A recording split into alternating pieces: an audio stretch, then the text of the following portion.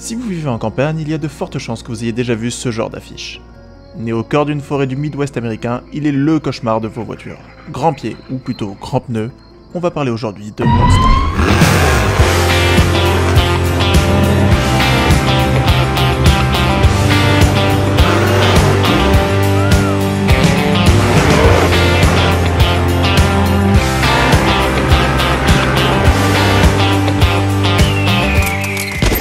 Début des années 70, un ancien marine, Bob Chandler, s'établit en tant que charpentier dans la ville de Saint-Louis, dans le Missouri, avec sa femme Marilyn, qui partagent alors une passion commune, l'Overland.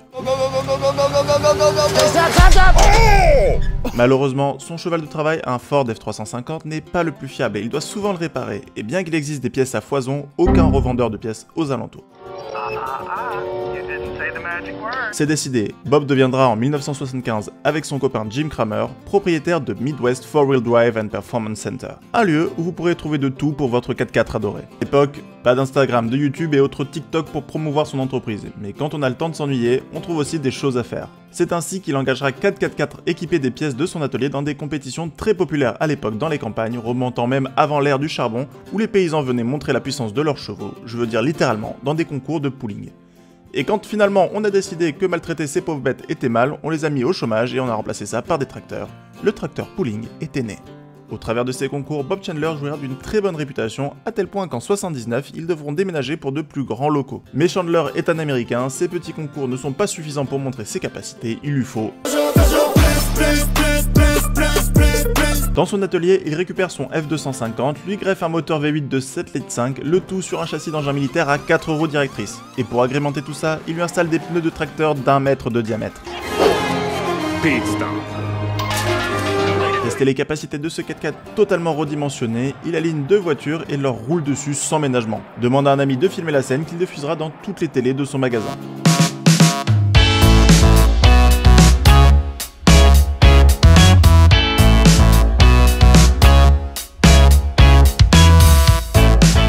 Tout va bien alors pour Chandler, jusqu'à ce qu'un promoteur de salon entre dans son magasin. Et veut le promouvoir dans un de ses salons, le Truckorama.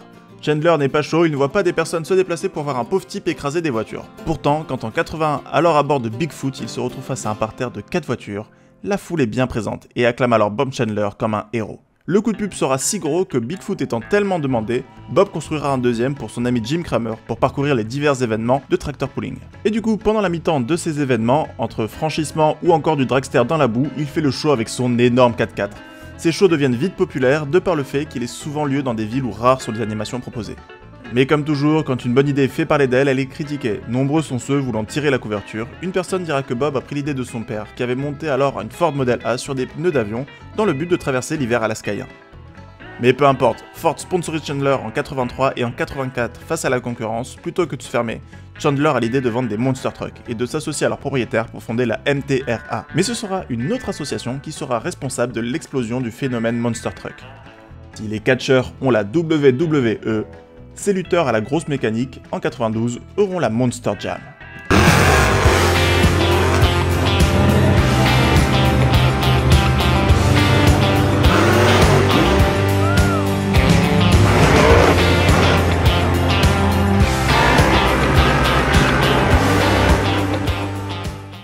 Fondé par l'US Hot Rod Association, c'est avec leur premier show télévisé que les plus gros Monster Trucks seront réunis pour concourir dans diverses épreuves.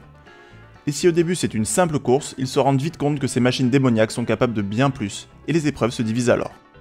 Si au début, pratique populaire oblige, le vote se faisait à l'applaudimètre, on se rend vite compte que ce sont toujours les mêmes qui gagnent.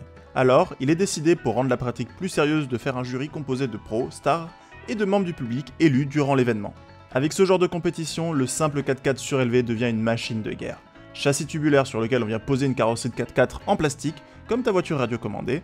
Les moteurs sont surgonflés produisant en moyenne 1500 chevaux et étant alimentés par du méthanol. Pour supporter les énormes sauts qu'ils sont capables de faire, les suspensions deviennent comprimées au nitrogène. Là où vos suspensions peuvent bouger d'une dizaine de centimètres, les leurs encaissent jusqu'à quasiment 1 mètre. Pour les pneus c'est pareil, ils sont dédiés à la voiture, coûtent environ 3000 $ chacun et pèsent quasiment 300 kg unité. Et si vos pneus sont gonflés à 2,5 bars, les leurs sont gonflés moitié moins que ça.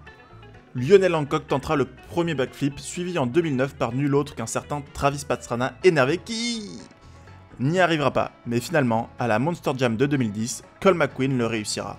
Mais dans les figures, il y en a tellement. Vrille, autre méga jump, mais la plus impressionnante date de la Monster Jam de 2017, où, à Vegas, entre un saut de 60 pieds et un reverse flip, Lee O'Donnell, conducteur du Mad Scientist en plein wheelie, lancera un front flip dans une machine de près de 10 tonnes. Bob Chandler, dans toute cette concurrence, rappellera que c'est le boss en sortant le plus gros monster truck jamais produit avec un Bigfoot 5, des pneus de 3 mètres étudiés pour un véhicule d'exploration arctique et pesant 12,7 tonnes. Entrant ainsi dans le Guinness Book, mais ça, 16 ans après sa conception en 1986. Il continuera même d'innover avec une version électrique en faisant probablement le Cybertruck ultime. Le Monster Truck est au drift ce que le catch est à la danse classique. Des performeurs pour avant tout faire plaisir aux gens et faire briller les yeux des enfants. Et sincèrement, qui encore aujourd'hui dans son boulot chiant ne rêve pas d'essayer un de ces monstres de la mécanique? Moi en tout cas, je kifferais vous en essayant sur la chaîne. En attendant, c'était Mario pour Racing Lovers, je vous dis à la prochaine, alors n'oubliez surtout pas, restez tunés.